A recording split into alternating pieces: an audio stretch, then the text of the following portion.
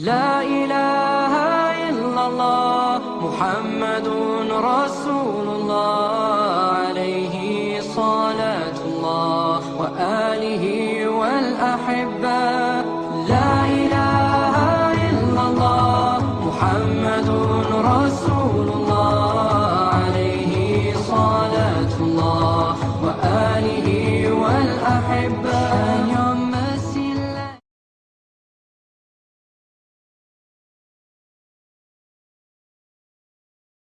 دموع سبيل مريح تنهدى يا صاحي كي تستريح وبث الدعاء الخفي الصريح يسعك الفضاء الرحيب الفسيح سبيل الدموع سبيل مريح تنهدى يا صاحي كي تستريح وبث الدعاء الخفي الصريح يسعك الفضاء الرحيب الفسيح فبالله كم تستطب القروح ويبرأ جروح الكثير الجريح.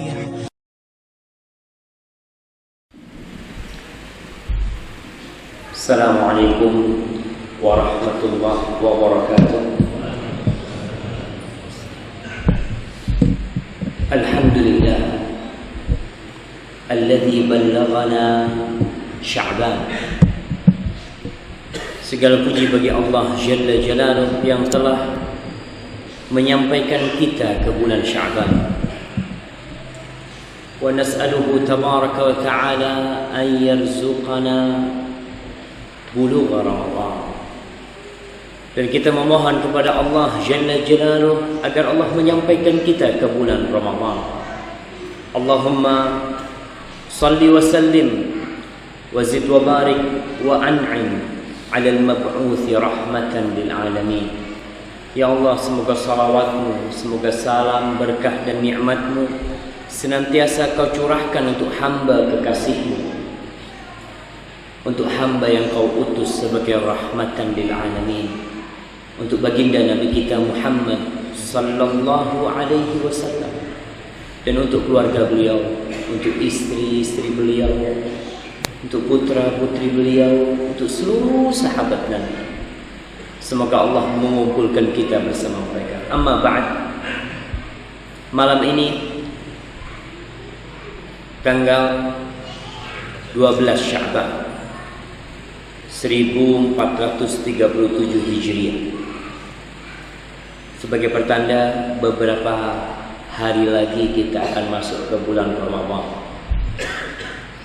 Di antara persiapan hamba menghadapi Ramadan adalah mempersiapkan diri, mempersiapkan jiwa dan hati agar siap menghadapi bulan panen pahala. Karena tidak sedikit di antara umat Islam yang masuk Ramadan tidak ada perubahan di dirinya. Karena dia memang tidak pernah mempersiapkan diri untuk menghadapi bulan Ramadan. Di antara bentuk persiapan menghadapi Ramadan adalah menghadiri kajian untuk menambah keimanan agar kita menjadi insan yang dicintai oleh Allah Ar-Rahman. Kita telah mengkaji tentang beberapa tanda-tanda kiamat. Kalau saya tidak lupa, insya Allah kita telah mengkaji 5 tentang tanda-tanda kiamat. Siapa yang mau nyebutkan 3, Anda kasih hadiah. Yang sudah kita kaji, jamaah yang bawa catatan, supaya yang kita kaji ini nggak lepas ya. Kita udah ngaji tentang 5 tanda kiamat, 3 aja sebutin. Nah, fadhal. Maraknya pembunuhan, Jamil. Yang kedua,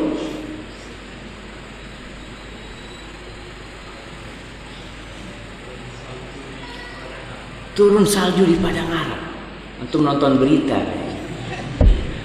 Tapi nggak apa-apa, anak kasih hadiah. Fadhal. Tapi ini cuma satu jemaah. 3. Anak kasih hadiah yang lebih besar lah kalau ini. Nggak tahu isinya apa. Ya panitianya untuk dibagi kan. Insyaallah fadhal. Budak melahirkan majikan. Yang kedua, berlomba-lomba meninggikan bangunan. Nah, tersebarnya kebodohan. Nah, barakallahu fikum. Fadhal jemaah. Insyaallah. Udah 4 nih ya. Satu yang terakhir yang kita bahas. Fadhal. Beraninya seorang anak kepada orang tua. Betul, ini betul tanda ini, tapi belum kita kaji. Kita akan ngaji hari ini. Hari ini insya Allah akan kita bahas, tapi nggak apa-apa lah. Anak kasih hadiah, bismillah. Ya udah dimulai terlebih dahulu. Tapi jamaah, tinggal satu nih, yang udah kita kaji pada waktu itu. Manusia yang tidak bisa memegang.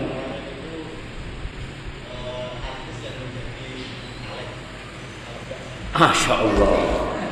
Jadi urusan-urusan diberikan yang kepada yang bukan ahlinya. Pekerjaan-pekerjaan, amanah-amanah diberikan kepada orang yang bukan ahli. Dedikasi. Itu yang sudah kita bahas. Hari ini kita akan melanjutkan dengan yang ke-6, yaitu munculnya orang-orang yang menghalalkan minuman keras dan tersebarnya al-khamr. Secara mudah orang mendapatkan minuman keras. Kemudian menamakan khamr dengan selain namanya. Itu tanda-tanda kiamat.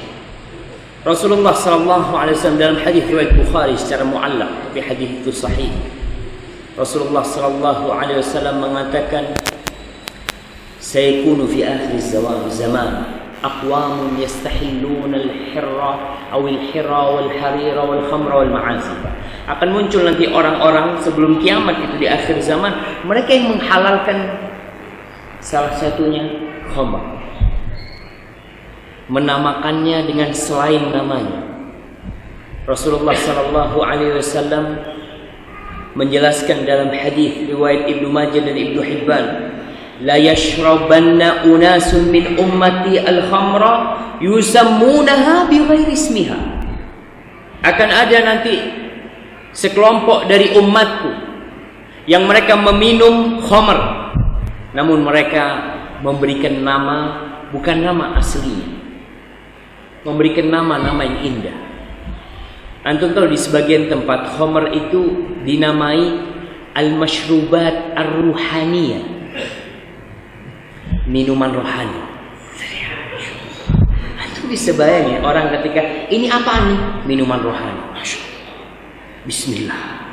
Bismillah, minuman rohani. Maka dia akan mendorong dia untuk baca bismillah. Dikasih nama bukan yang nama-nama. Itu akan datang pada hari kiamat. Dan sudah nampak. Dan di antara hadis Rasulullah SAW diriwayatkan Imam Bukhari dan Muslim, wa yushrabul khamr. Antum lihat sekarang, orang minum khamr itu di pinggir jalan. Orang sekarang untuk mabuk ya, khamr itu ingat, kullu muskirin khamrun wa kullu khamrin haram. Semua yang memabukkan itu khamr dan semua khamr itu haram. Sekarang orang mau mabuk itu cukup pakai limfok. Beli limfok. Dan maraknya orang minum minuman keras ini sampai penegak hukum itu bingung. Antum berulang kali kita mendengarkan berita, membaca berita orang-orang yang mati gara-gara oplosan. Sekali mati 7, 12, minggu depan ada lagi. Seharusnya kan orang berpikir, ya Allah, mati orang-orang minum. Enggak, anak nggak mau minum. Kenapa dia harus ngoplos? Karena minuman khamr yang asli katanya mahal. Makanya dioplos 15.000 dapat seliter. Becaan makan apa, pulang kerja minum minuman keras. Na'udzubillah min dzalik. Dan sebagian sudah sampai tingkat menghalalkan. Kata dia, kenapa haram? Ini menghangatkan tubuh. Alasannya banyak. Karena dia merasa Allah mengharamkan khamr itu tidak tepat. Na'udzubillah min dzalik. Ingat para jamaah, tidak ada sesuatu pun yang Allah haramkan kecuali itu mengandung bahaya. Boleh dikaji secara medis. Di awal tahun 1900-an, 30 atau di bawah 30, ana sempat membaca di Amerika pemerintah mengharamkan minuman keras. Pemerintah Amerika. Karena mereka melihat minuman keras ini yang ada merusak generasi masa depan, membuat tingkat produksi para pekerja berkurang, membuat mereka tabrakan, membuat mereka marah-marah sama istrinya, kejahatan seksual, macam-macam. Dari mana? Minuman keras. Diharamkan oleh pemerintah mereka.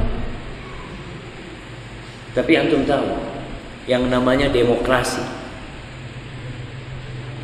banyak rakyat yang demonstrasi karena hidupnya sudah pakai minuman keras. Dan antum lihat bedanya ketika Allah mengharamkan khamr di masa Rasul SAW. Butuh proses. Orang meninggalkan khamr butuh proses. Maka Rasul SAW dengan ayat-ayat yang turun mengenalkan kepada para sahabatnya tentang bahaya khamr. Yas'alunaka 'anil khamri wal maisir. Mereka tanya tentang khamr dan judi. Qul fihima ithmun kabirun wa manafi'u lin-nas. Katakan kepada mereka, di khamr dan judi ini ada bahaya dan ada manfaat buat manusia. Wa ithmuhuma akbaru min naf'ihima. Tapi bahayanya lebih banyak daripada manfaatnya. Ketika turun ayat ini, orang yang berakal mulai mikir.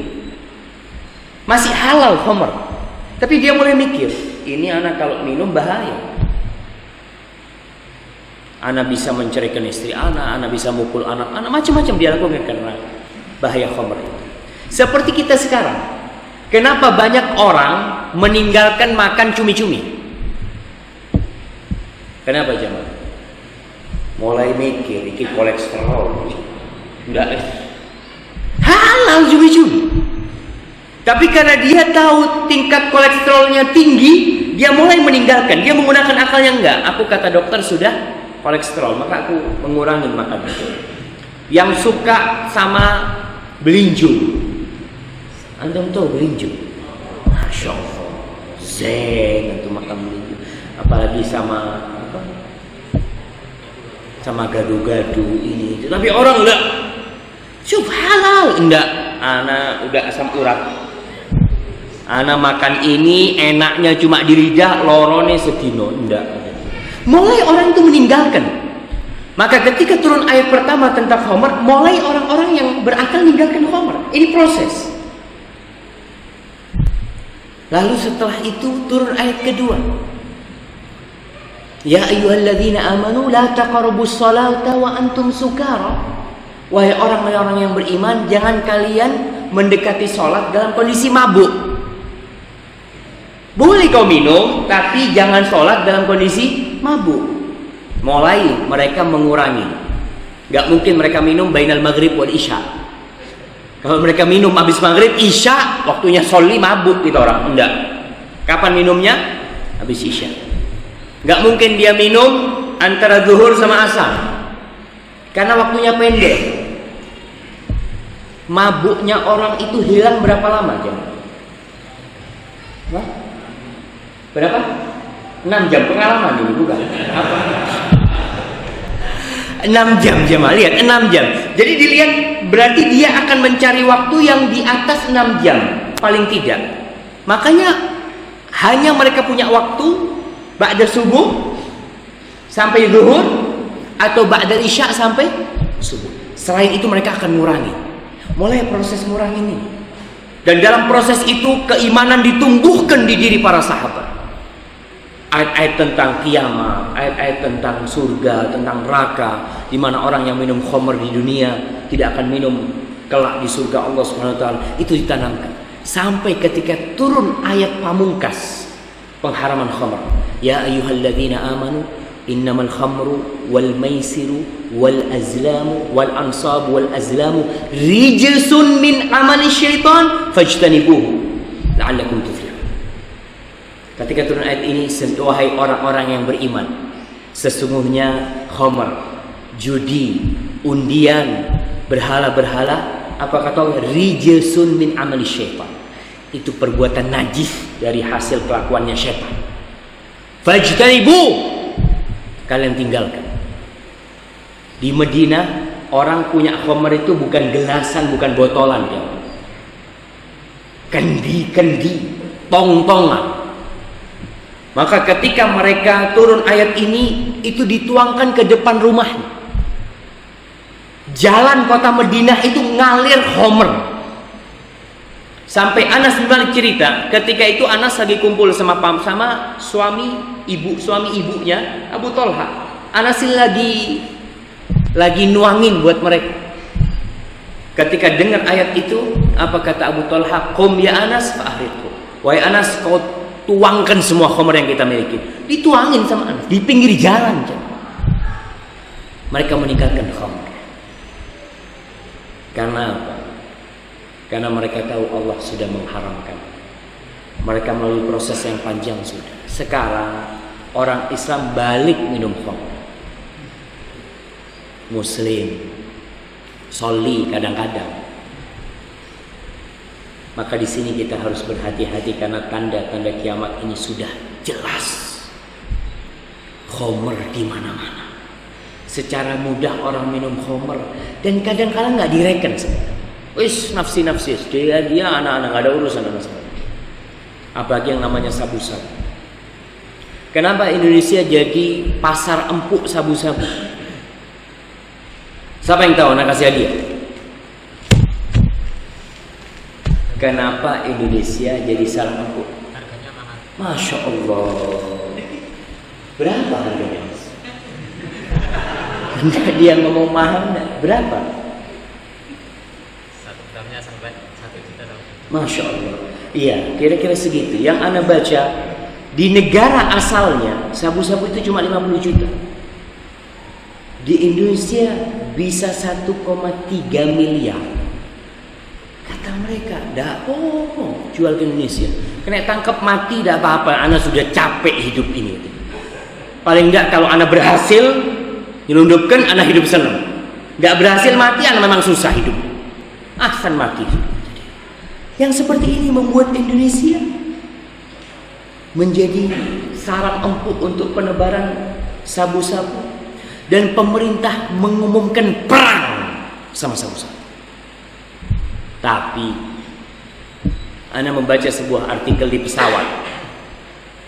Dia mengatakan di artikel itu, kenapa kok minuman keras yang diperangin? Kenapa kok narkoba yang diperangin? Padahal orang yang mati karena narkoba itu nggak banyak. Lebih banyak orang yang mati karena rokok. Dijelaskan di situ. Rokok ini pintu untuk narkoba. Ketika rokoknya masih dibuka terus, maka kemungkinan untuk narkoba itu orang kan ngerokok, oh, kok kayak gini toh, nggak ada perubahan kan, mereka kepingin naik ya. Ada nanti yang namanya ganja, yang hashish atau macam-macam. Sekarang ada rokok elektrik katanya. Iya, itu juga bisa memabukkan katanya. Terus di artikel itu disebutkan seharusnya yang diperangi pemerintah itu rokok daripada sabu-sabu. Karena orang yang mati karena rokok jauh lebih banyak. Survei membuktikan. Antum bisa buktikan. Yang ketujuh, tanda-tanda kiamat tersebarnya perzinaan. Dan ini sangat jelas sekali di negeri-negeri kafir. Perzinaan itu na'udzubillah min dzalik ya. Cerita teman-teman, itu perempuan ditaruh di akuarium kayak kaca gitu. Alhamdulillah di Indonesia Sama saja. Masya Allah. Ana jadi harus minum. Ana minta izin.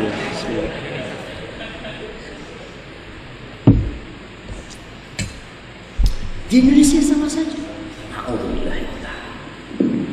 Kita lihat ini tersebar jemaah. Walaupun kita lihat ada usaha untuk memberantas hal itu. Kita lihat di Surabaya Doli sudah ditutup. Di Jakarta ada kemarin ribut kali jodoh atau apa, mereka ribut. Tapi yang namanya perzinahan itu subhanallah. Coba kita dengar sabda Rasulullah SAW. Beliau mengatakan alaihi salatu wassalam, walladzi nafsi biyadihi, demi yang jiwaku di tangannya.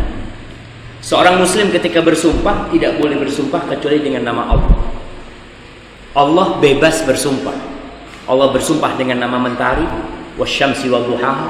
Allah bersumpah dengan langit, Allah bersumpah dengan gunung itu.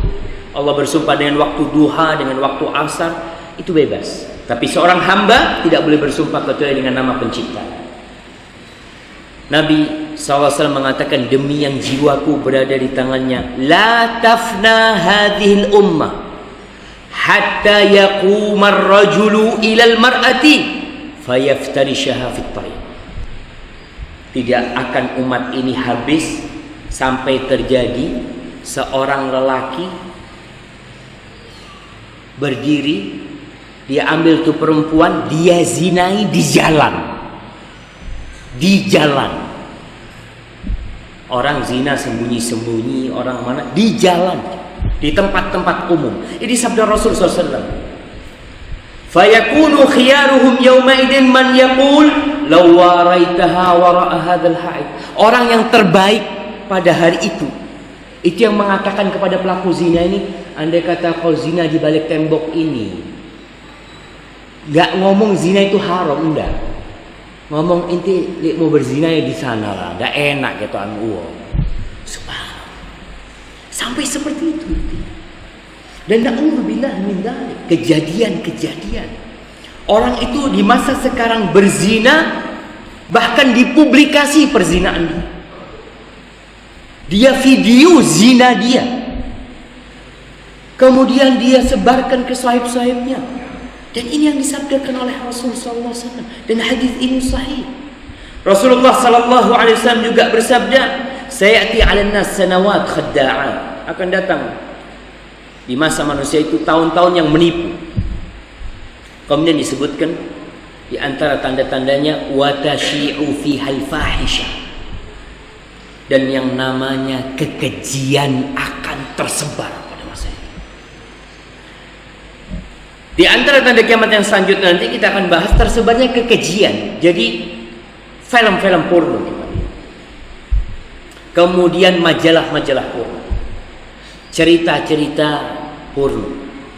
Cerita-cerita yang orang malu mendengarnya. Itu tersebar di mana-mana. Bahkan para jurnalistik sengaja atau tidak sengaja, tahu atau tidak tahu, dia ikut menyebarkan perzinahan. Saya membaca berita, bukan zina. Ini seorang gay yang membunuh teman gay. Itu ceritanya secara detail. Ya biasa. Seharusnya detail itu tugasnya penyidik di kepolisian, oke lah. Berita ke masyarakat nggak perlu. Yang diceritakan nanti bagaimana engkau menghubungi dia, yang diceritakan celananya dibuka separuh, kemudian ini seperti itu, warna celananya ini diceritakan.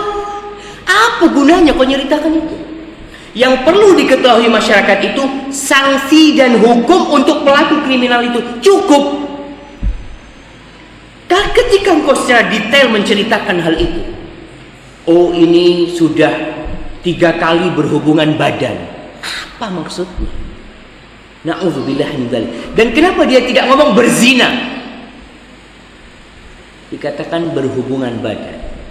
Bahasa-bahasa yang digunakan oleh wartawan, bersetubuh, bersenggama. Na'udzubillah min dzalik. Itu bahasa-bahasa yang membuat orang baca akhirnya berpikiran buruk. Dan na'udzubillah, Kalau kita bicara perzinaan, tingkat yang lebih buruk pemerkosaan. Beberapa waktu yang lalu, na'udzubillah, 7 anak memperkosa. 7 anak ini, anak-anak masih, paling besar umur 14 tahun. Di mana kejadiannya? Di Belitung, bukan Belitung. Di Bengkulu. Sebenarnya itu bukan di Bengkulu, subhanallah. Mahasiswa kami di STD itu datang, Ustaz itu dekat kampung anak persis Ustaz. Jadi dari Bengkulu masih agak jauh. Kalau nggak salah namanya Lubuk Linggau, itu nama tempatnya. 7, yang 3 anak, 2 SD umur 12 tahun, yang 1 umur 9 tahun. Memperkosa. Sudah di atasnya perzinaan.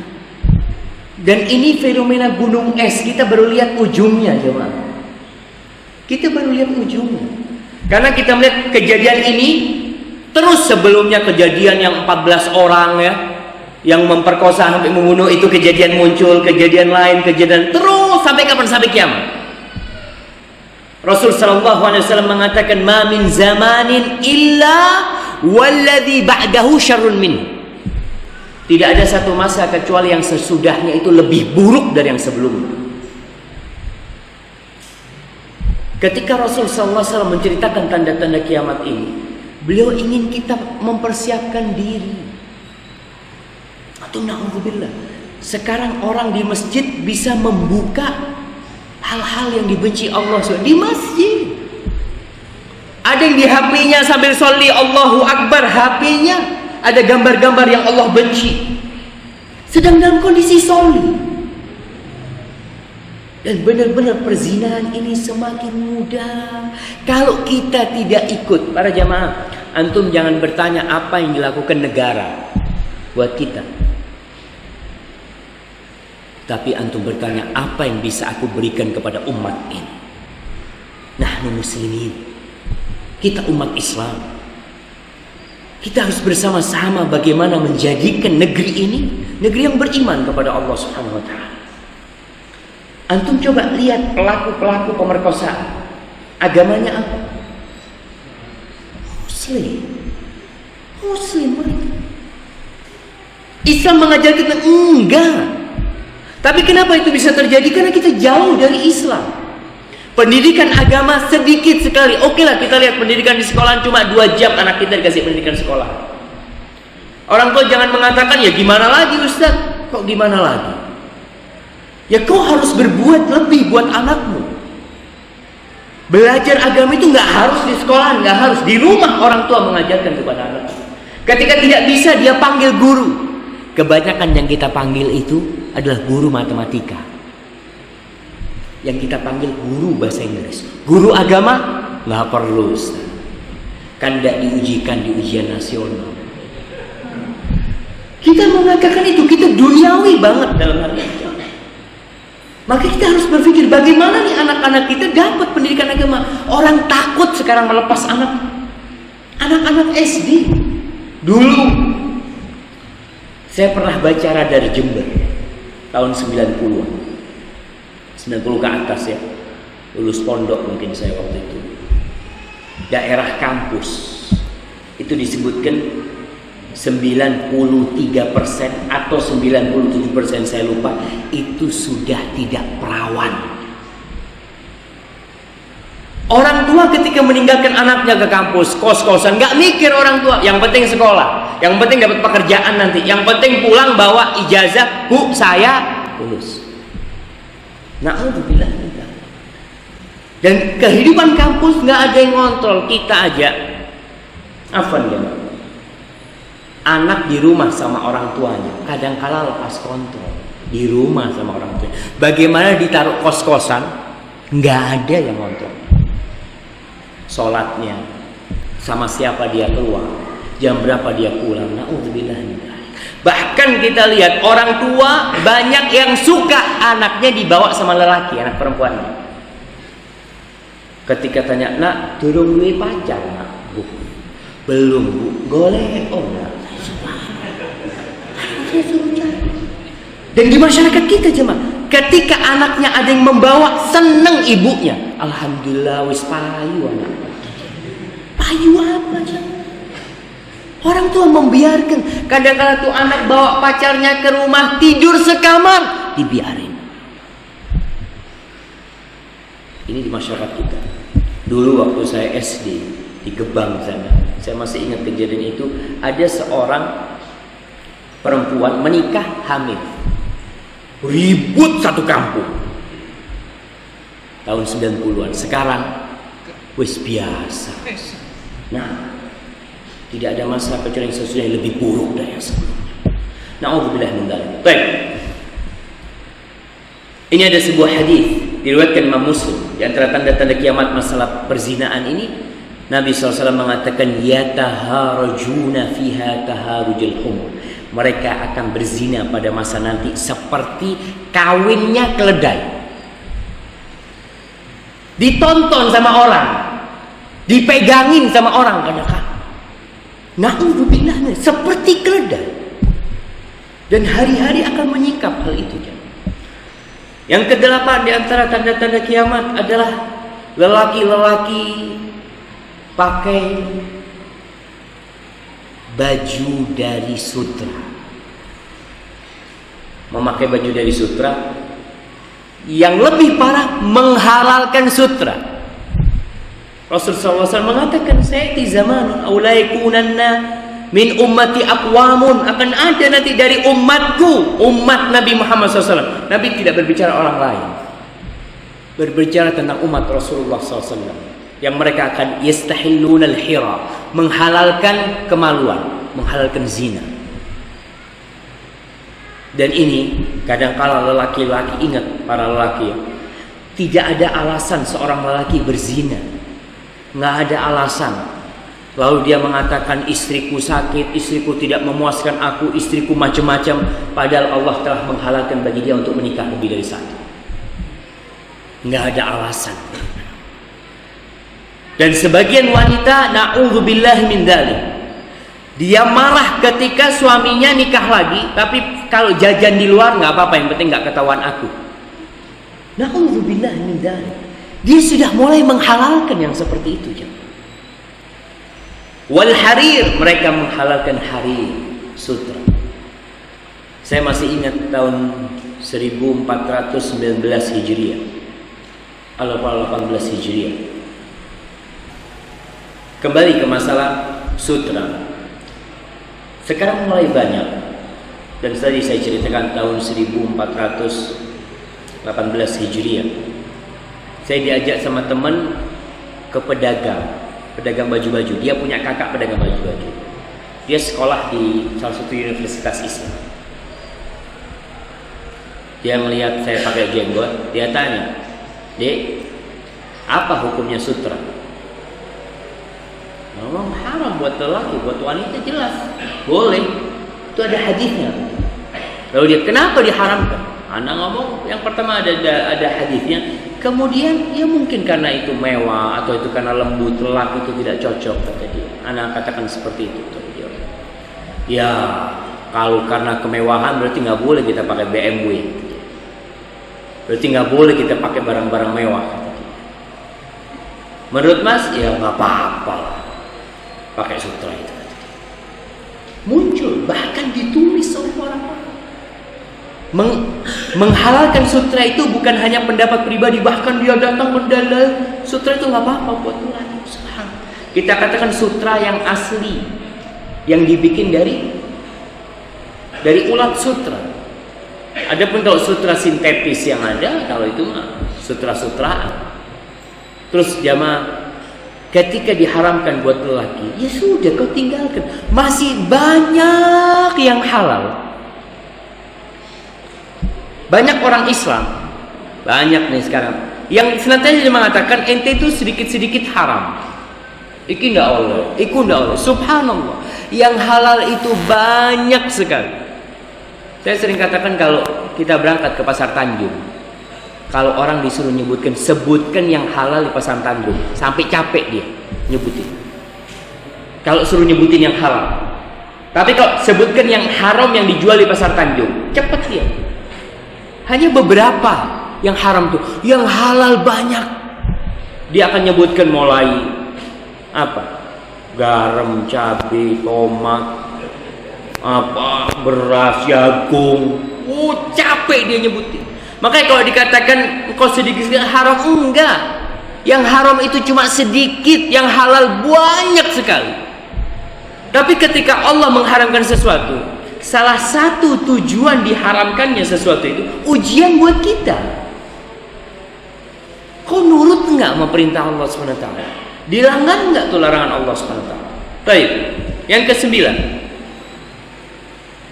muncul orang-orang yang menghalalkan musik, alat-alat musik.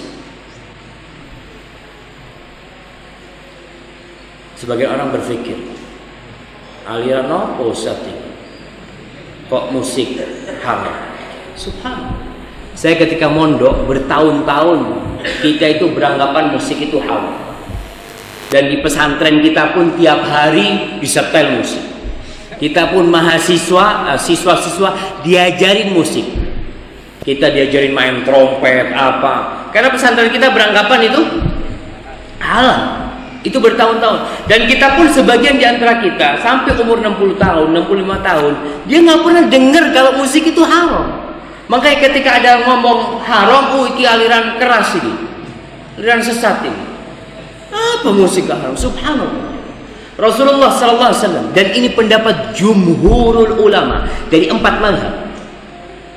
Mulai pendapat Abu Hanifah, Imam Malik, Imam Syafi'i dan Imam Ahmad bin Hanbal, mereka berpendapat tentang haramnya musik. Kemudian kita mikir, betul nggak? Makanya, anak sampaikan ini kita dituntut untuk mengkaji lagi. Rasulullah SAW mengatakan dalam hadis riwayat Bukhari, dan ada sebuah kitab yang mengumpulkan hadis-hadis ini. Judulnya itu Tahrim Alatit Tarab. Punya Syekh Albani rahmatullah alaih. Dia sebutkan semua hadis tentang itu. Kita baca tuh. Kalau ini pendapat bukan pendapatnya fulan atau alan. Ini pendapatnya ulama-ulama dari 4 mazhab itu. Cuma kita jemaah merasa itu hal, dan itu tanda-tanda kiamat. Tanda-tanda kiamat. Rasulullah SAW mengatakan, la yakunanna min ummati aqwamun yastahilluna al-hira wal harira wal khamra wal ma'azifa. Akan ada di antara umatku nanti itu yang mereka menghalalkan,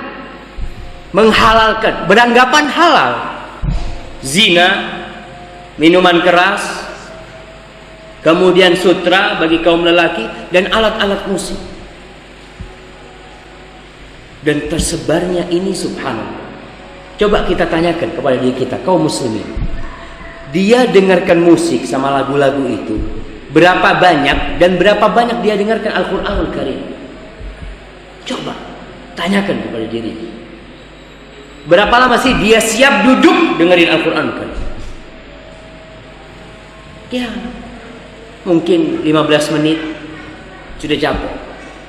Tapi dia dengarkan musik terus sejam, 2 jam, 3 jam, tidak pernah lelah mendengarkan. Tambah lagi tanda-tanda yang ke-10, banyaknya bijuan-bijuan, penyanyi-penyanyi. Kita lihat sekarang yang namanya penyanyi-penyanyi itu subhanallah, di kampung orang pulang haji ngundang penyanyi dangdut pakai rok pendek-pendek jalan. Masyarakat dikasih tontonan itu. Tanda-tanda kiamat. Rasulullah SAW mengatakan dalam hadis riwayat Ibnu Abi Dunya, dan hadis ini sahih. Sahihkan oleh Syekh Albani dan para ulama sebelumnya. La yakunanna fi hadhihi ummah khasfun wa qadhfun wa maskhun. Akan ada di umat ini bumi yang terbelah, orang-orang yang masuk ke bumi karena buminya ya terbelah. Rumah masuk ke dalam. Dan akan ada qadhfun, longsor, orang yang tertutup dengan longsor akhirnya mati di situ. Maskhun, orang-orang yang dirubah wajahnya, sebagaimana orang-orang Yahudi dirubah menjadi kera-kera dan babi-babi. Nanti ada di umat ini, ada. Wadzalika Kata Rasulullah, kapan itu terjadi? Idza syaribul khumur wattakhadul qainat wa darabu bil ma'asi. Kalau mereka sudah minum khamr, lalu mereka panggil penyanyi-penyanyi, biduan-biduan, dan mereka memukul alat-alat musik. 3 perbuatan. Ini biasanya sak koncoan. Ada minuman keras, temennya apa? Ono sing nyanyi. Nyanyi masa nggak pakai musik, gak enak. Maka pakai alat musik. Dan itu terjadi sekarang. Sangat mudah sekali di depan TV ya. Na'udzubillah. Apalagi kalau penyanyi-penyanyi dangdut mungkin ya. Dan antum lihat kalau ada konser di lapangan depan, konser dangdut, lalu di Masjid At-Taqwa ada pengajian. Yang datang ke sana sama yang datang ke Masjid Taqwa lebih banyak yang mana? Dan orang sekarang tinggal bayar, mau cari biduan berapa bayar. Na'udzubillah min dzalik. Dan itu tanda-tanda kiamat.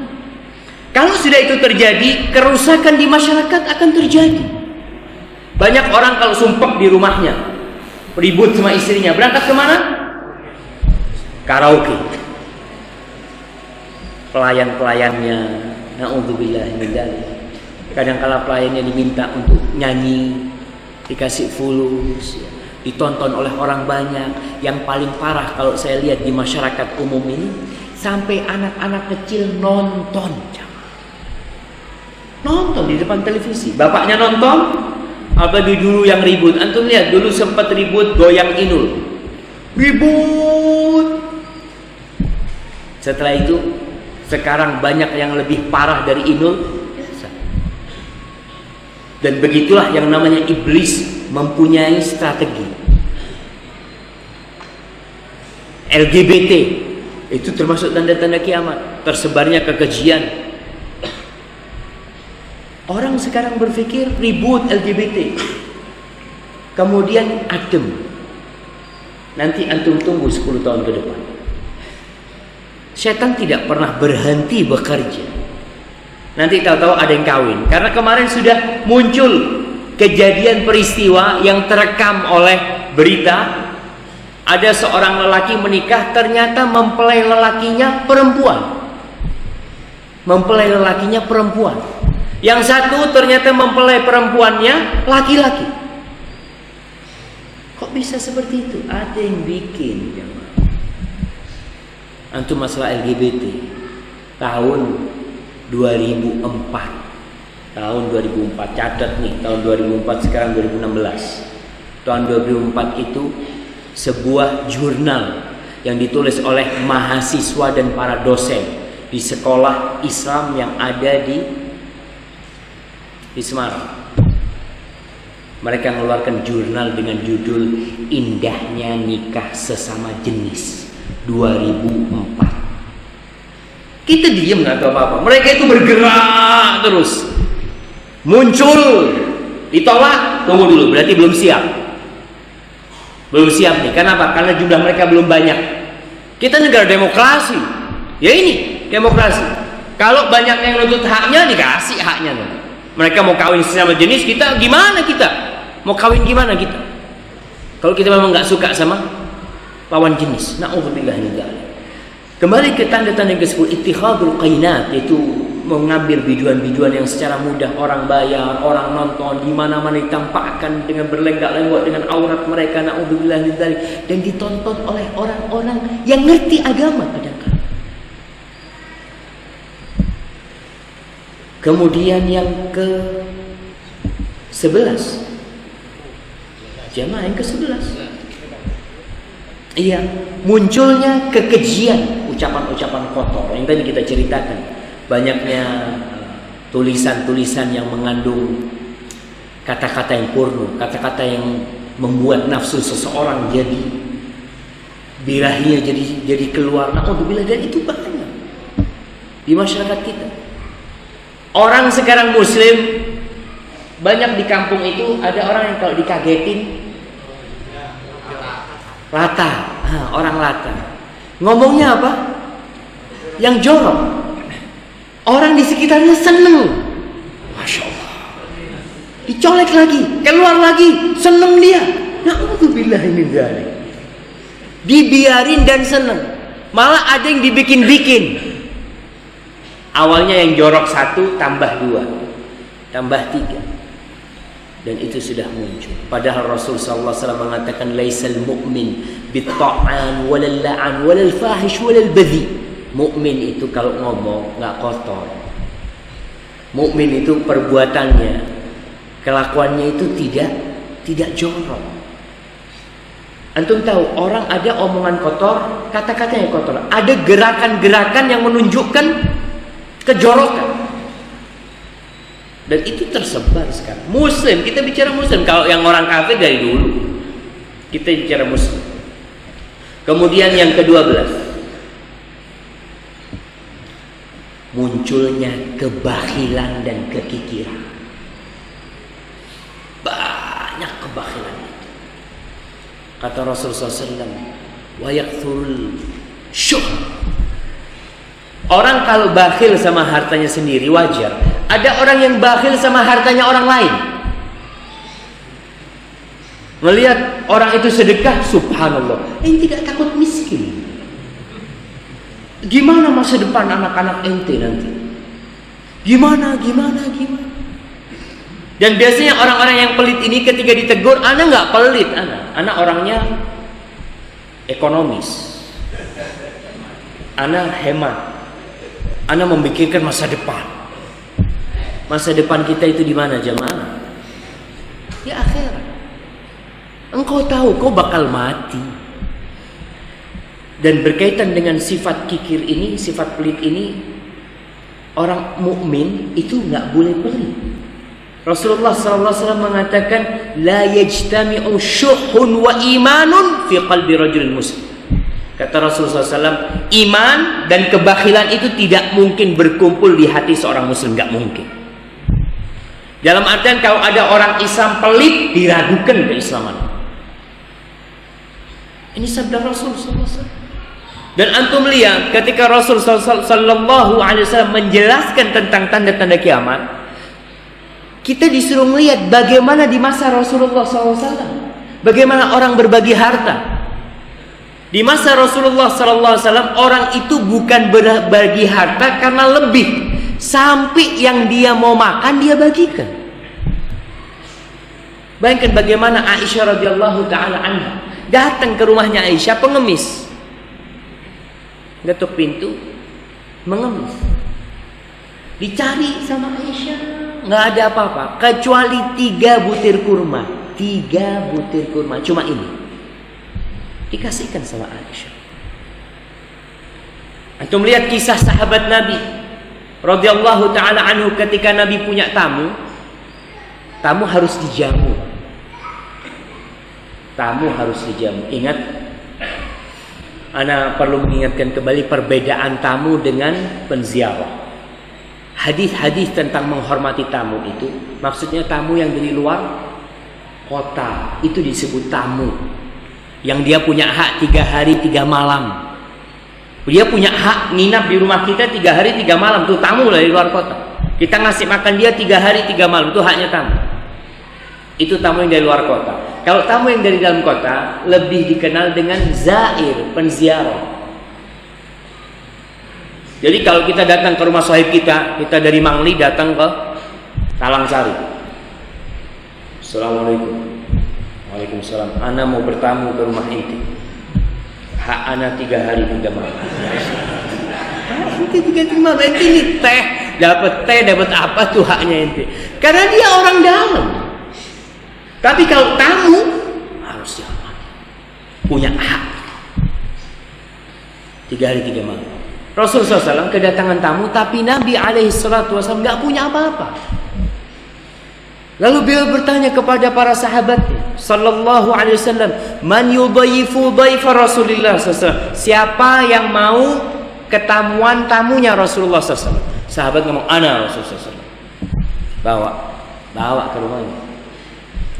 Ngomong sama istrinya, ini tamunya Rasulullah SAW, kau hormati, bikinkan makanan. Kata istrinya, nggak ada makanan di rumah. Cuma ada makanannya anak-anak. Ya sudah, anak-anak suruh tidur. Ente bikin anak-anak kan kadang-kadang diajak main sampai ngantuk tidur, nggak mikirin makan. Itu anak-anak. Kata bapaknya, anak-anak ente ajak main sampai dia tidur, tuh makanan buat tamu. Dan bagaimana tamu dikasih makan sedangkan tuan rumah nggak makan? Di sini seorang yang brilian ya, yang masya Allah, Allah kasih ide kepada mereka. Si suami ngomong sama istrinya, nanti ketika kita suguhkan ke tamu, kau pura-pura betulin lampu pelita itu, lampu minyak itu, lalu kau tiup. Sudah ditiup, maka tamu sudah tahu depannya ada makanan, tahu makanannya itu apa. Maka si tamu makan, yang lainnya pura-pura makan. Sampai seperti itu di masa Rasulullah SAW. Mereka itu benar-benar berhati mulia walaupun tidak punya apa-apa. Tanda-tanda kiamat, subhanallah. Ana bisa tanya sama takmir masjid. Biasanya kalau Jumat yang banyak uang 2 ribuan apa 20 ribuan? Hah? 5 ribuan, Masya Allah. Mungkin masih takwa, nggak punya tukaran mungkin dia yang ada 5 ribu. Orang itu kadang-kadang terpaksa ngasih 5 ribu jemaah. Dia ngasih 5 ribu, ya Allah. Kalau ada 2 ribu dia taruh 2 ribu. Kalau ada 1.000 dia taruh. Kalau nggak ada, lewat. Maka para jamaah rahimakumullah, di antara tanda-tanda kiamat adalah tersebarnya tadi sifat pelit ya. Ingat, seorang mukmin jangan takut dia. Allah akan kasih ganti. Filsafat dagang. Orang itu selalu ingin keuntungan. Dia tidak ingin uang keluar, gak ada untung. Makanya kebanyakan orang itu tertipu dengan investasi-investasi yang berlebihan. Ente taruh uang 10 juta, tiap bulan dapat 500. Mau nggak gitu? Mau. Ente taruh 100 juta, tiap bulan dapat 5 juta. Masya Allah, zen, nggak perlu kerja. Kita percaya, apalagi kalau sahib kita yang investasi, yang investornya kita tahu, oh fulan insya Allah tahu, jujur. Tapi kenapa sama Allah kita nggak kayak gitu? Allah Jalla Jalaluhu menjanjikan kau kasih 1, Allah ganti berapa? 700 kali lipat. Kau kasih 1 juta, Allah ganti 700 juta. Mathalul ladzina yunfiquna amwalahum fi sabilillah kamathali habbatin, itu ayat-ayat di Quran banyak. Allah mengatakan in tuqridullaha qardan hasanan yudha'ifu lakum wa yaghfir lakum. Kalian kalau mengutangi Allah, nih ngutangi Allah. Kita tidak kalau kita ngasih berarti kan nggak balik. Kalau ngutangin jelas akan dibalikin. Dan ketika kita ngutangin Allah, Allah akan balikin lebih banyak. Tapi kadang-kala kita masih takut. Kita mau sedekah itu subhanallah. Tiap hari itu ada 2 malaikat yang turun berdoa. Salah satunya mengatakan Allahumma a'ti munfiqan khalafan. Ya Allah, berikan kepada orang yang suka berinfak ganti. Doanya malaikat tiap pagi. Wa a'ti mumsikan talafan, dan berikan kepada orang-orang yang pelit itu kerusakan. Dan banyak orang-orang pelit kaya raya tidak menikmati hartanya. Nggak menikmati hartanya. Kadang-kala dia sudah, ya mungkin udah umur di atas 50 ini, udah kena kolesterol, nggak boleh makan ini, nggak boleh makan itu. Udah. Ketika ada acara macam-macam yang dimakan apa? Anak nasi putih sama apa? Sama tempe kamu. Orang makan-makan enak, kau nggak bisa. Duitnya banyak. Seharusnya kau beli makanan di surga dengan duit. Sekarang aku nggak bisa makan di situ, anak akan beli nanti di surga Allah SWT. Pernah seorang sahabat Nabi datang menghadap Rasulullah SAW bawa seekor onta yang sudah disiapkan dengan pelananya, dengan tali kekangnya, siap untuk dibawa perang. Lalu dia mengatakan, ya Rasulullah, hadhihi fi sabilillah. Wahai Rasulullah SAW, ini onta sedekah di jalan Allah. Apa kata Rasulullah SAW? Laka biha yaumal qiyamah 700 naqah kulluha makhtum. engkau kelak pada hari kiamat akan mendapatkan 700 ekor onta. Semuanya pakai pelana. Jadi yang ada di timbangannya itu bukan 1 ekor onta, 700 ekor onta. Kita masih nggak mau sedekah, masih malas bersedekah. Kadang-kala sebagian orang itu untuk foya-foya siap, dan banyak di masyarakat kita. Kalau untuk acara foya-foya macam-macam, dia sumbang 200.000, 300.000. Untuk perluasan masjid, iya 10.000. Untuk masjid 10.000, untuk yang haram kok kasih 200.000. Kemudian yang ke-13 yang tadi disebutkan, munculnya anak-anak yang durhaka kepada orang tuanya. Munculnya orang-orang yang memutuskan silaturahim. Sampai anak ada yang mukul bapaknya. Anak mukul bapaknya. Rasulullah sallallahu alaihi wasallam bersabda, "Inna baina yaday sa'ah." Ini termasuk tanda-tanda kiamat nanti, at-taslima 'alal khassa. Mengucapkan salam kepada orang yang dikenal. Nanti kita akan bahas. Jadi tanda-tanda kiamat itu orang cuma assalamualaikum kalau kenal. Kalau nggak kenal, permisi. Lek kenal assalamualaikum, tapi nggak kenal permisi atau numpang lewat. Ini tanda-tanda kiamat. Wa fusyuwut tijarah, merebaknya perdagangan. Perniagaan itu semakin besar. Dulu di Arab itu hanya ada beberapa pasar yang terkenal. Ada suk ukak, ada suk ini, suk ini. Beberapa pasar itu ada. Kata Rasulullah SAW, nanti akan di semua ada pasar. Dan kita lihat, nanti kita akan bahas juga banyaknya mall-mall di mana-mana, itu tanda-tanda kiamat. Yang ketiga, dari tersebarnya perdagangan ini, hatta tu'inal mar'atu zawjaha 'ala tijarah, sampai istri membantu suaminya dalam perdagangan. Karena perdagangannya sudah semakin besar, harus ada bantuan dari wanita yang membantu itu. Kemudian yang keempat disebutkan hadis ini, waqat al-arham, memutuskan tali rahim. Para jamaah kita banyak tidak faham, atau masyarakat kita kurang faham dengan makna silaturahim. Mereka berpikir silaturahim itu berkunjung, berziarah, itu silaturahim. Padahal kita ke rumah sohib itu tidak silaturahim.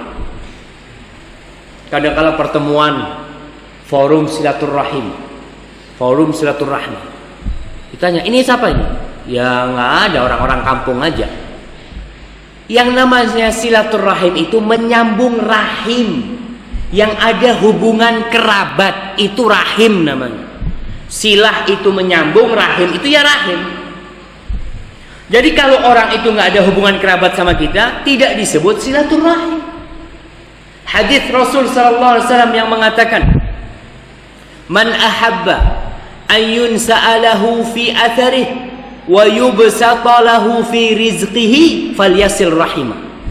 Barang siapa yang ingin umurnya dipanjangin, rizkinya diluasin, hendaklah dia menyambung rahimnya. Rahimnya yang disambung, bukan sohib-sohibnya.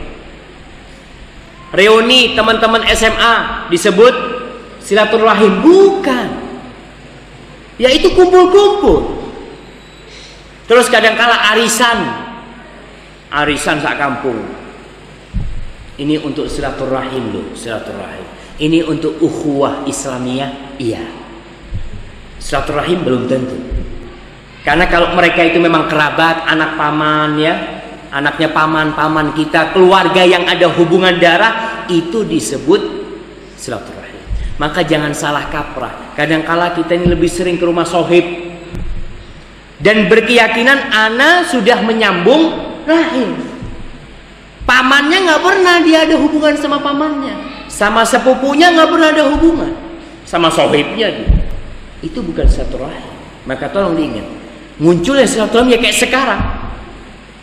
Orang sudah banyak lagi nggak urusan sama keluarganya, sama pamannya, dan kebanyakan yang memutuskan rahim itu apa?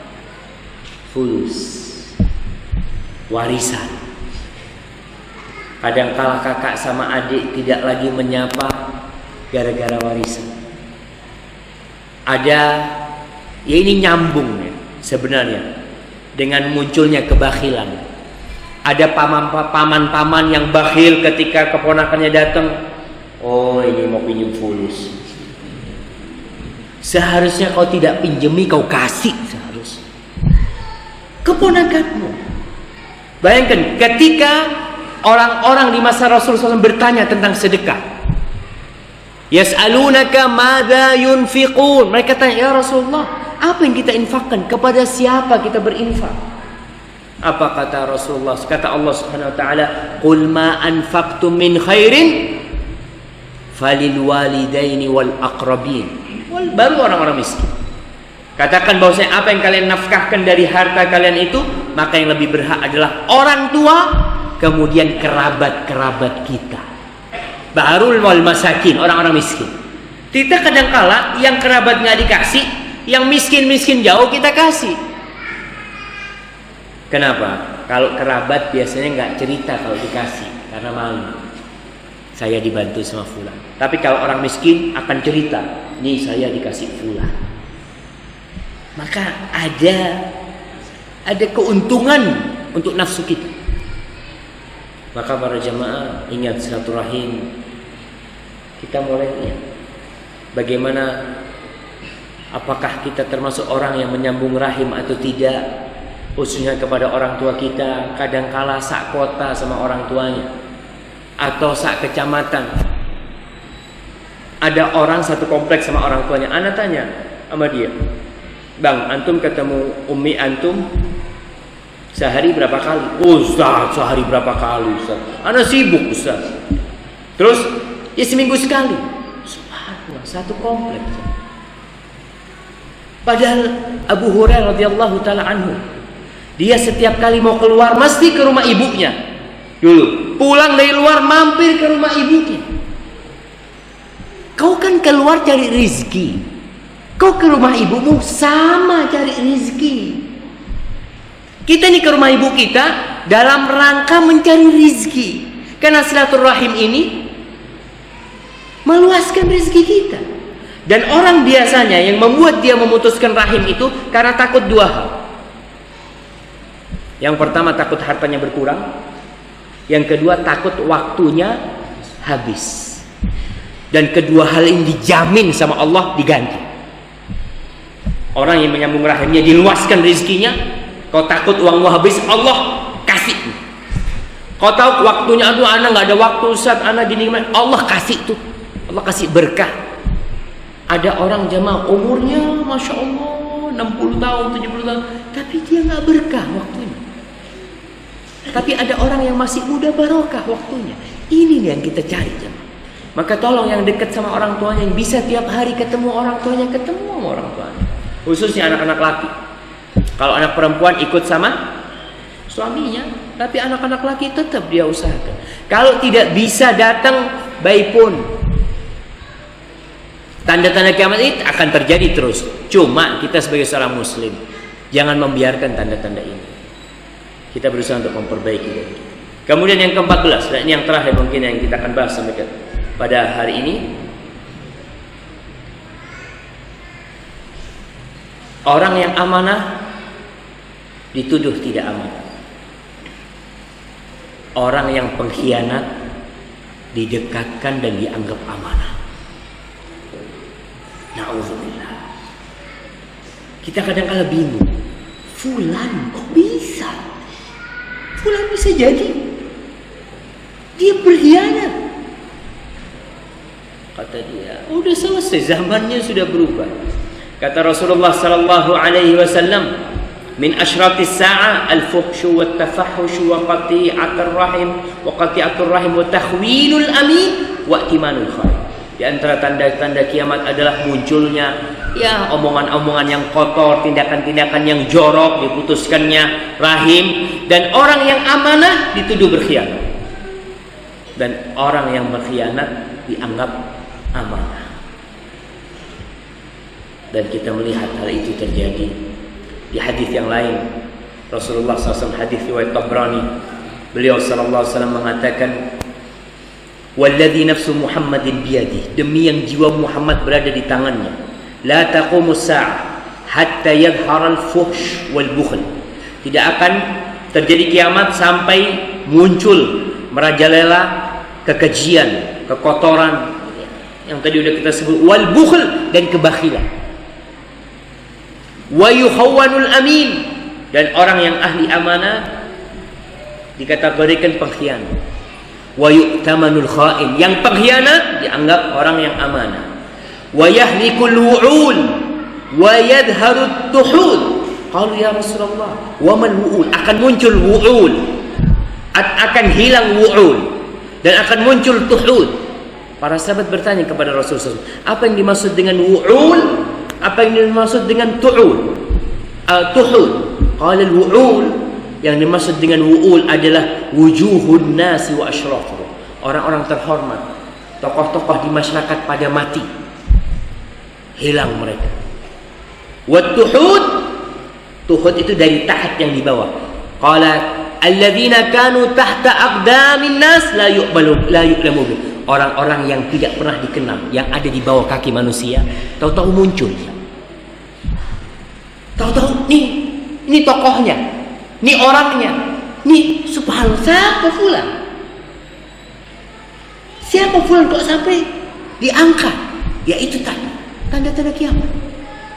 Orang-orang yang tidak pernah dikenal, orang-orang yang terkenal gak amanah, tahu-tahu muncul, dijadikan tokoh yang amanah, dijadikan tokoh yang na'udzubillah min dzalik. Itu tanda-tanda kiamat. Mungkin kita cukupkan sampai di sini, atau boleh tambah satu.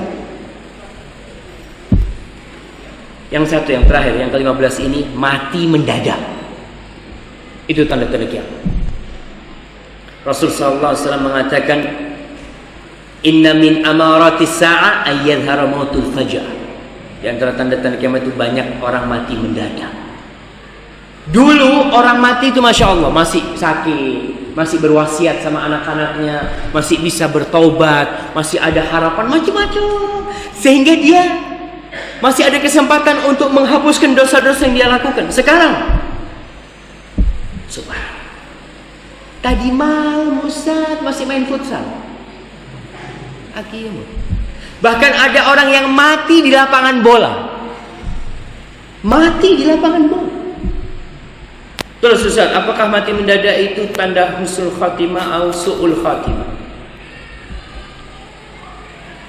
Aisyah radhiyallahu ta'ala anha meriwayatkan dari Nabi Muhammad SAW tentang mati mendadak ini. Kata Rasulullah SAW, mautul faj'ah rahatun lil mu'min wa akhdatu asafin lil kafir. Mati mendadak itu adalah istirahat buat orang mukmin. Nggak perlu sakit-sakit langsung mati, karena dia sudah siap. Orang mukmin ini dia sudah mempersiapkan diri, sehingga kapan dia mati pun siap. Sebagian ulama salaf itu Zaid bin Salamah atau Hamad ibn Zaid, Hamad bin Salamah, antara dua orang ini. Itu kalau dikatakan tuh malaikat maut ada di pintu mau nyabut nyawa ente, kalau sampai itu terjadi, dia tidak bisa menambah amalnya, tidak bisa nambah, karena waktunya sudah berisi amal kebajikan. Coba kita dikasih tahu sama dokter, syuf ente kira-kira mau mati 2 hari lagi. Betul dok, iya ya Allah. Ke masjid nggak turun dari masjid, iritan. Zuhur nunggu asar, asar nunggu maghrib, maghrib nunggu isya, karena dia tahu akan mati. Seorang mukmin seharusnya siap kapan dia akan dicabut, karena mati itu nggak pernah ada, ya ada laporannya ke kita. Dia secara mendadak akan datang. Dan mati mendadak itu adalah pencabutan nyawa yang buruk, yang meninggalkan penyesalan yang panjang buat orang-orang kafir. Buat orang-orang fajir juga seperti itu. Ada orang yang mati sedang minum minuman keras, mati. Ada yang mati na'udzubillah sedang di atas pelacur. Kita lihat berita-berita itu. Dia tidak pernah ada pikiran aku mau mati hari itu, nggak pernah ada. Dan dia datang ke pelacur itu, dan dia masih punya angan-angan panjang. Nanti aku akan tobat. Allah Maha Menerima, Allah Ghafurur Rahim, Allah Tawwab. Ya sebutkan. Masih ada angan-angan. Allah cabut nyawanya di atas pelacur. Na'udzubillah min dzalik. Maka tanda-tanda itu sudah kita lihat dan kita bersiap-siap diri.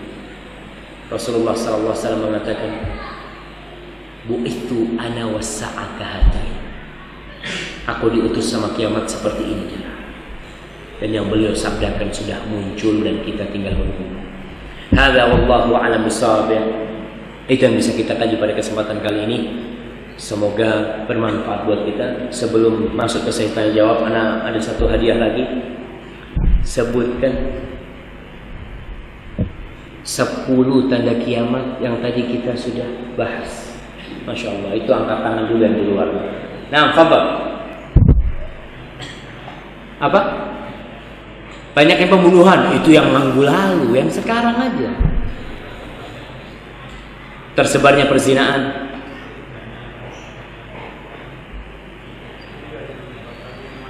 Mudahnya orang mendapatkan minuman keras, ya adanya penghalal minuman keras, ya tersebarnya merajalela minuman keras. Yang ketiga, banyak laki-laki menyerupai wanita. Betul jemaah. Itu belum kita bahas. Baik, selanjutnya orang-orang yang menghalalkan musik, ya. Nah, biduan-biduan wanita, penyanyi-penyanyi, munculnya kekejian. Nah, sifat pelit yang tersebar. Anak-anak durhaka memutuskan silaturahim sama orang tuanya, sama saudaranya. Kemudian orang yang gak amanat dianggap amanat, yang berkhianat dianggap amanat, orang yang amanat dianggap berkhianat, yang berkhianat disebutkan barakallahu fikum. Mungkin kirim ke belakang sana. Jazakallahu khair. Baik, barakallahu fikum, ana serahkan kepada dia. Ya, alhamdulillah kita sudah masuk di akhir acara. Untuk sesi selanjutnya adalah sesi tanya jawab. Dibatasi 2 sampai 3 pertanyaan saja. Ya, silakan yang ingin bertanya.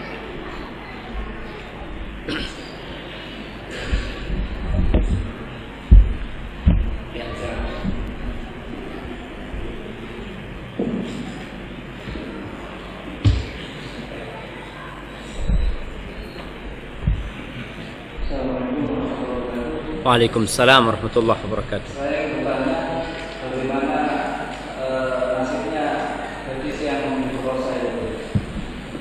Bagaimana nasibnya gadis yang diperkosa? Tapi setelah diperkosa, apakah Subhanallah. termasuk wanita yang masuk surga, apakah seperti apa?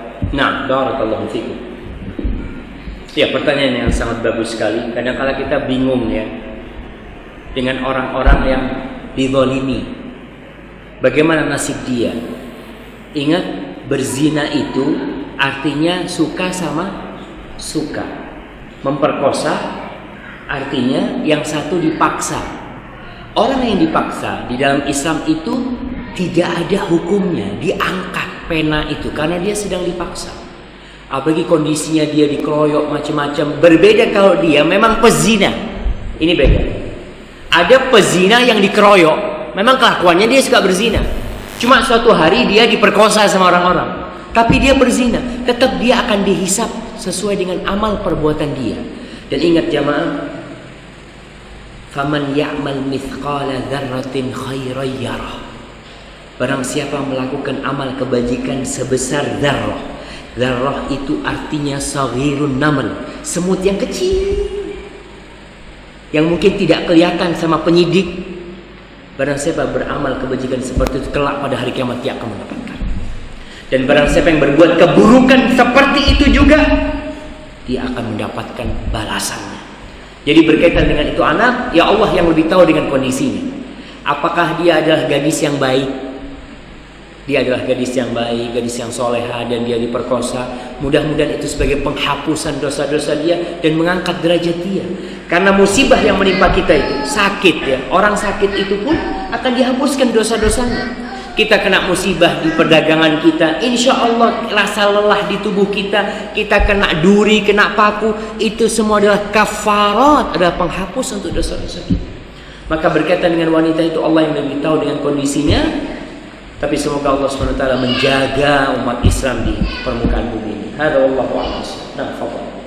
Ya, ada pertanyaan pihak atas Ustaz, bagaimana seorang anak memberikan sebagian harta atau gajinya untuk orang tuanya? Apakah ini disebut sedekah? Nah, para jamaah, sampai yang kita berikan kepada istri kita, Rasulullah SAW mengatakan hatta luqmata tarfa'uha ila fimra'atika, sampai sesuap makanan yang kau angkat. Ini gambaran bagaimana seorang suami menyuapin istrinya. Itu pun akan bernilai sedekah. Ini padahal dia wajib memberikan nafkah kepada istrinya. Seorang anak wajib memberikan nafkah kepada orang tuanya apabila orang tuanya tidak mampu, dan itu pun akan bernilai sedekah. Ada catatannya di sisi Allah Subhanahu wa taala. Rasulullah SAW mengatakan tentang sedekah ini, ibda biman ta'um, mulailah dengan orang yang menjadi tanggung jawabmu. Kita kalau mau sedekah, mau menafkahkan harta kita, mulai dengan yang menjadi tanggung jawab kita. Jangan sampai kita ngasih yang jauh, keluarga terlantar. Kadang-kadang ada seperti itu orang-orang. Maka tetap akan bernilai sedekah, tapi itu nafkah wajib kalau diberikan kepada orang tua kita. Lalu para jamaah, istri kita itu tidak harus tahu berapa pemasukan kita. Dan antum pun memberi orang tua itu tidak harus istrinya tahu. Kesian, wanita itu lembut hati. Dia seperti gelas-gelas kaca ini.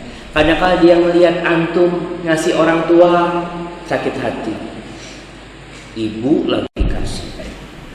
Nanti ngasih lagi, ibu lagi dikasih. Kapan anak dikasih? Kalau antum ngasih orang tua tanpa sepengetahuan istri, aman kan? Ada cuma lelaki-laki yang ATM-nya dipegang istri. Assalamualaikum, mau beli bensin deh? Ya, pakai nota ya. Susu bensin pakai nota. Subhanallah. Ya nggak seharusnya lah. Lelaki adalah pemimpin di rumah, dia wajib memberikan nafkah kepada istri secukupnya. Dia kasih, dia beri hadiah kepada istrinya. Tapi istri tidak wajib tahu. Tapi ada suami-suami biasanya kalau lagi miskin, Insya Allah istrinya dikasih tahu, nih dek, penghasilannya segini dek, tolong dicukupin. Iya mas. Ketika sudah banyak nggak dikasih tahu, sudah lah, inti nggak perlu tahu berapa hasilnya. Memang dia nggak harus tahu ya. Tapi jelas seorang suami harus bijak ketika dia memberi orang tuanya.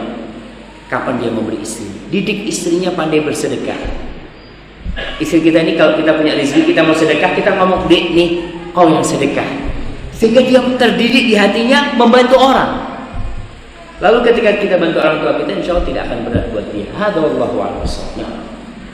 Iya, untuk pertanyaan terakhir, masih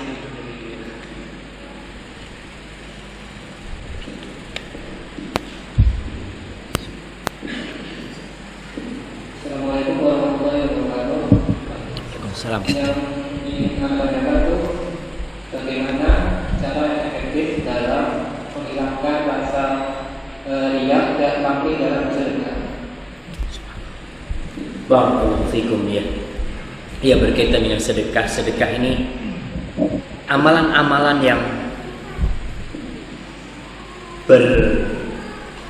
bahasa Arabnya itu muta'addid ila ghairi, amal perbuatan yang diberikan ke orang lain itu rawan riya. Karena amal itu kita kasihkan ke orang.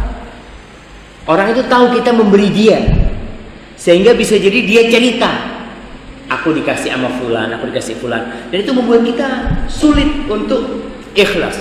Allah Subhanahu wa taala mengatakan di surat Al-Baqarah, "In tubdus shadaqat fa ni'mahi." Kalau kalian sedekah terang-terangan itu baik kata Allah. Tapi wa in tukhfuha wa tu'tuha al-fuqara fa huwa khairul lakum wa yukaffiru ankum min sayyi'atikum. Tapi kalau kalian sembunyikan sedekah kalian. Nih, kita sedekah sembunyi-sembunyi. lalu kalian berikan kepada orang-orang fakir yang membutuhkan, maka itu lebih baik daripada sedekah terang-terangan. Dan Allah akan menghapuskan dosa-dosa kalian. Maka salah satu cara untuk menghilangkan riya, sedekah secara sembunyi-sembunyi. Sekarang ini kita bisa sedekah orang nggak ada yang tahu. Bisa. Dari dulu sih bisa sebenarnya. Tapi sekarang semakin mudah. Adanya rekening-rekening. Kita transfer, selesai. Orang tuh nggak tahu sama kita. Kita pun ketika konfirmasi, cuma konfirmasi, Ana sedekah sekian, SMS sekian, selesai. Nggak ada orang tahu. Maka itu salah satu cara untuk menjaga hati kita. Kemudian yang kedua, apabila kita ingin ikhlas lillahi ta'ala, ingat, kalau aku riya, aku nggak dapat pahala. Nggak ada gunanya. Aku nggak akan diganti sama Allah Subhanahu wa ta'ala. Kemudian kita ingat dengan ancaman orang yang riya, di mana termasuk korek api neraka yang pertama itu orang yang bersedekah dia. Sehingga dengan munculkan seperti itu di hati kita, mudah-mudahan kita bisa ikhlas lillahi ta'ala, dan kita perang jamaah sama batin kita. Mungkin sekarang kita ikhlas, kemudian fulan tahu, Masya Allah, itu yang sedekah mobil ini buat Masjid At-Taqwa. Mulai ini, yang awalnya kita ikhlas, tahu-tahu ada orang yang tahu, muncul di hati kita, oh iya, ana. Kadang-kadang gitu orang-orang yang umroh, ada orang umroh mau nggak riya, dia umroh via Jakarta, orang Jember nggak ada yang tahu, sampai di Mekah melihat orang-orang pada selfie di depan Ka'bah, hatinya nggak tahan, dia selfie, lalu dia bikin status. Awalnya ikhlas, nggak ada yang tahu sejember.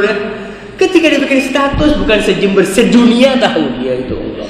Jadi memang kadang-kala kita ini yang lemah hatinya ya, sembunyikan amal kita. Sampai sholat, kenapa sholat sunnah itu dianjurkan di rumah? Di situ akan lebih menjaga hati. Kalau di masjid kita sholat sunnah, semua orang lihat. Tapi kalau kita sholat di rumah, yang tahu kita sholat sunnah siapa? Istri kita cuma, atau sahib kita yang sekamar sama kita. Dan istri kita tahu sama kita. Oh, Masya Allah, sembahyang sunnah, ya kayak biasanya. Kata istrinya, karena istrinya tahu, tidak pernah sholat sunnah saja. Maka di situ riak kita akan lebih berkurang daripada kita di masjid. Ada sebuah hadis yang disebutkan oleh Suyuti dalam Al-Jami' dan disahihkan oleh Syekh Albani rahimahullah taala, yang kurang lebih maknanya, sholat yang tidak dilihat orang itu lebih mulia 25 kali daripada yang dilihat orang. Sholat yang tidak dilihat orang. Karena apa? Di situ kita akan lebih ikhlas. Maka para jamaah, ketika sholat ba'diyah di masjid, usahakan di rumah. Ustaz, kau di rumah kadang-kala lupa macam-macam. Kau masuk rumah langsung sholat. Jadi sebelum mengerjakan yang lain, sholat. Karena nanti kalau nunggu lain, ada tamu, ada ini, ada itu, akhirnya nggak sholat. Sholat di rumah. Dan ingat, ketika rumah kita nggak disolatin sunnah, kadang-kala itu nggak ada sholat di rumah kita. Istri kita datang bulan, udah nggak sholat 7 hari. Kita sholatnya qobliyah di masjid, ba'diyah di masjid, tahajud di masjid, duha di masjid. Rumah kita jadi kuburan seminggu, nggak ada sholat. Hadza wallahu a'lam bishawab. Yang itu sebagai pertanyaan terakhir. Apabila benar yang Anda sampaikan itu dari Allah Subhanahu wa taala, kalau ada yang salah dan kurang berkenan itu dari diri Anda sendiri, Allah dan Rasulnya terbebaskan dari kesalahan itu. Dan pada akhirnya Anda ucapkan terima kasih kepada Ta'mir Masjid Taqwa dan kepada semua jamaah yang hadir di tempat ini. Wassalamualaikum warahmatullahi wabarakatuh.